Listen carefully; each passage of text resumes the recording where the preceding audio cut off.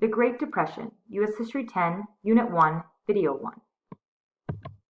Just like when creating a dish, you need to follow a recipe. A recipe has several components, all of which are required to make the actual dish. The same is true of the Great Depression. Without one of these causes, it's quite possible that the Great Depression would not have happened the same way that it did. So the causes are varied and occurred from 1920 all the way to 1929. We've reviewed these already in class, so we'll just go through these again quickly.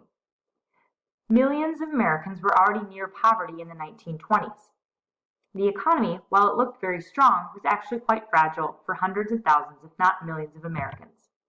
Additionally, the farming sector was the most fragile. There was a strong decline in farm income during the 1920s, as farmers overproduced products, driving prices down. Additionally, banks overloaned or overextended themselves, and consumers did not pay back loans because of the declining prices in a variety of industries. There was a mismanagement of the money supply. At this time, the United States was still on the gold standard, which meant that every US dollar was backed by a piece of gold held by the US government. That made currency very restricted because we could only have as much currency as there was gold, and as you know, gold is a very finite resource. Trade policies throughout the world slowed the world economy. After World War I, the economies of the world opened up greatly, but that changed rather quickly in the early 1920s. And finally, the cause that most people believe is the only cause or only component of the recipe toward the Great Depression. But you know that's not the case. The stock market crash of October 1929 demonstrated that it was one of many problems that the United States economy had.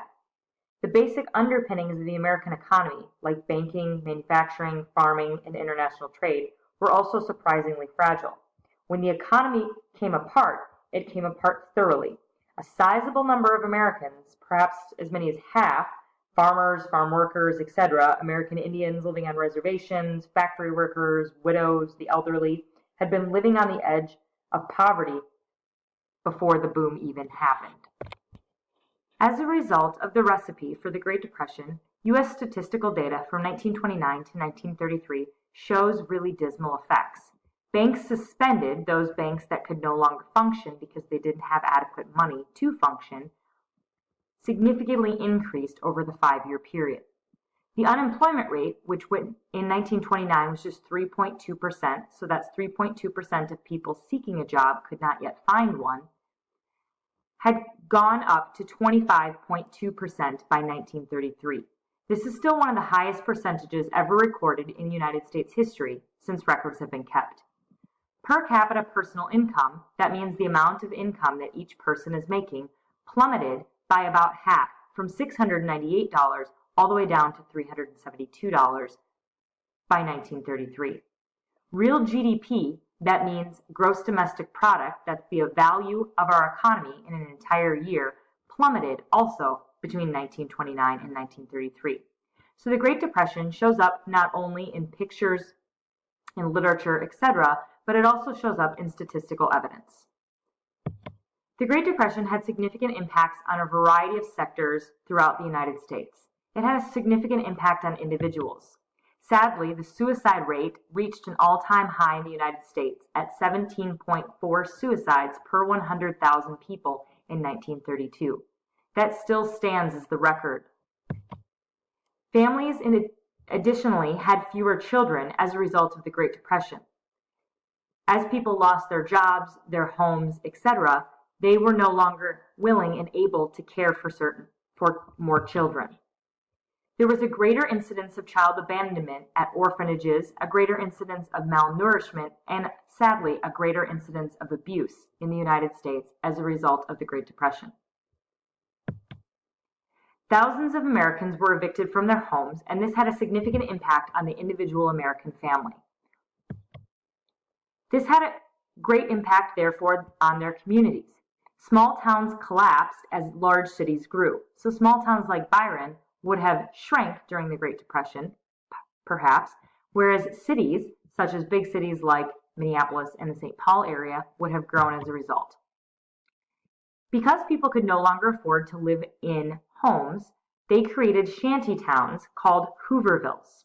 This was named and blamed after President Herbert Hoover, who took office in 1929, but he was largely blamed for the Great Depression, even though most of the policies that caused the Great Depression occurred much before he was actually president.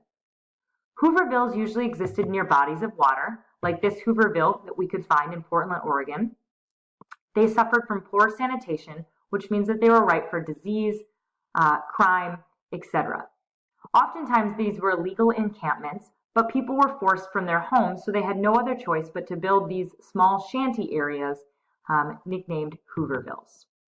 This political cartoon from the early 1930s shows President Herbert Hoover putting up a detour sign and blocking the road to Speculation Street. Speculation is to assume that something's going to rise in price, and so you purchase at a low price, hoping that it's going to increase in value and you can sell it for a higher price. But clearly that was no longer the case, as Business Boulevard was turned around and American prosperity was no longer occurring. The effects on communities also had a significant impact on institutions. Faith-based organizations like churches provided soup kitchens, shelters, clothing, adoptions, etc., because largely there was very few, if any, government organizations to do this in the 1920s and early 1930s. The military was also significantly affected by the Great Depression. World War I, having been just a few short years ago, had thousands of veterans. Those veterans were guaranteed a $1,000 bonus, but the bonus wasn't supposed to take effect until the 1940s. 15,000 World War I veterans, as you can see here in this photo in Washington, D.C., marched on the Capitol in 1932, demanding their bonus early. The U.S. government was really struggling with decreasing tax revenues, and so they struggled to pay the bonus army. Therefore, they occupied Washington, D.C. for several weeks, in some cases several months. 1932, by that time, we saw a significant decrease in the American economy. As unemployment skyrocketed, people were evicted from their homes, and a variety of other things had changed everyday life in America. In 1932, the presidential election pitted newcomer Franklin D. Roosevelt against the incumbent or currently sitting president, Herbert Hoover. Roosevelt was a Democrat from New York, whereas Hoover was a Republican from California. They had very different views on how to fix the Great Depression. FDR campaigned on something called a New Deal for America.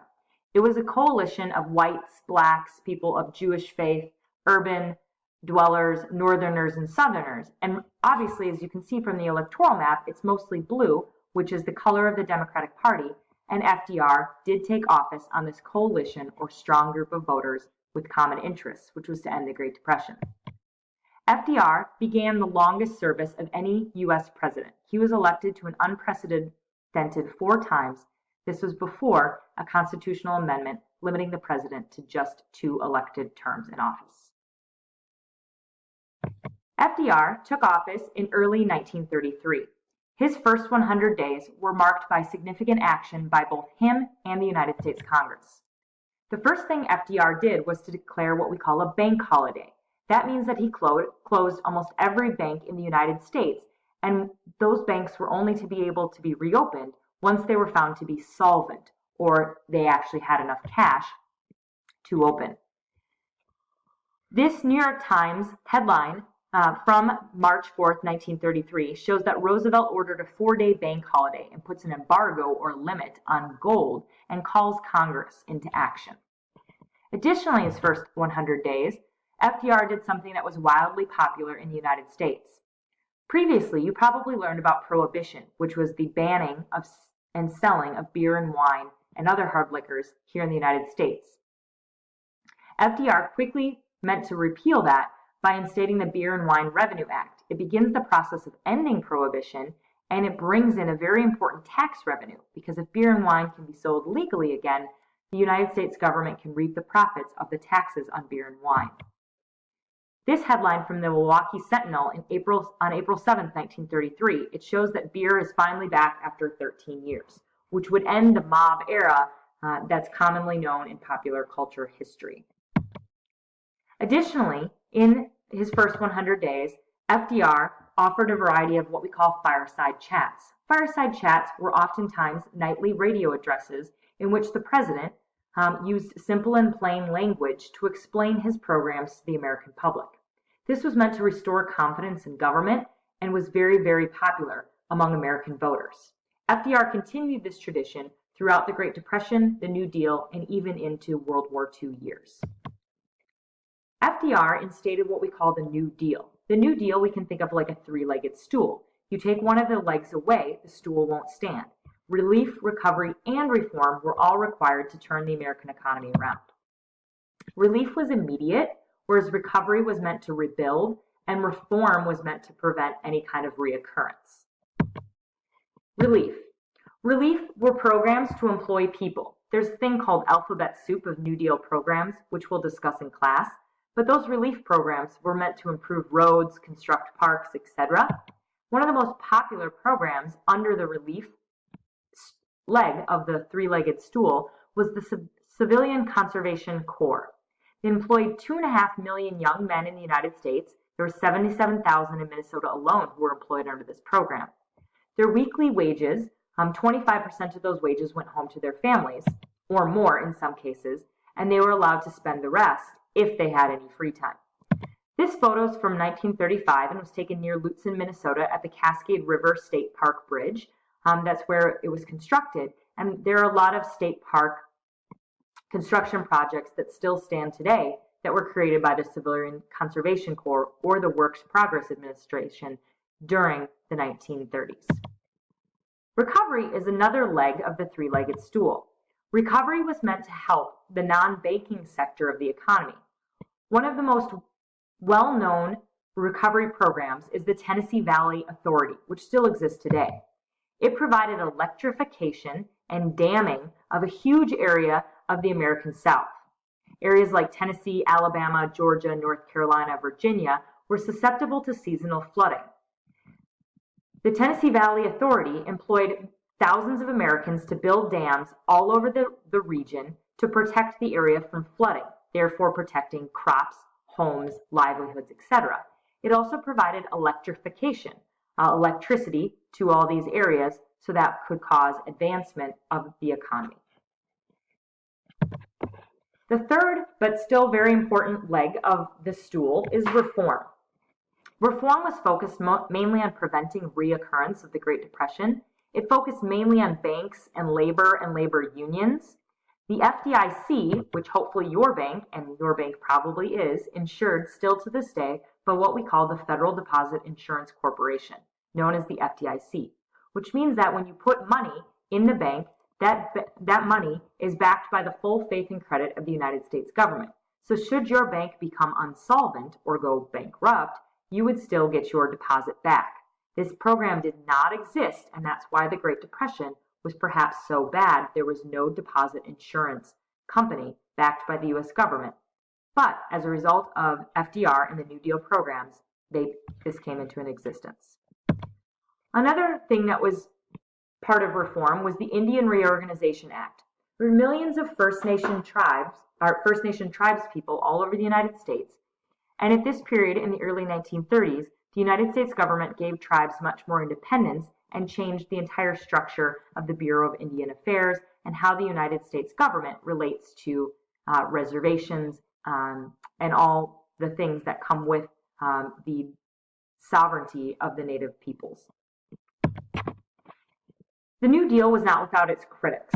The critics included industrialists, manufacturing associations who were concerned over government expansion. There were also those who were concerned that the New Deal meant too much government power was being consolidated. The Supreme Court did challenge several of FDR's New Deal programs. And also, there were Americans who felt that the New Deal didn't go far enough, such as those who were synonymous with a socialist or communist type movement. As a result of the New Deal, we now see additional years added to our chart. We see that the unemployment rate significantly decreased from 1933 when FDR took office, and it decreased for several years until we see an increase again in 1938 with the change of some programs. Real GDP started rebounding again, but took a dip, as well as federal spending increased significantly, but then took a small dip. We'll talk about this much more in class.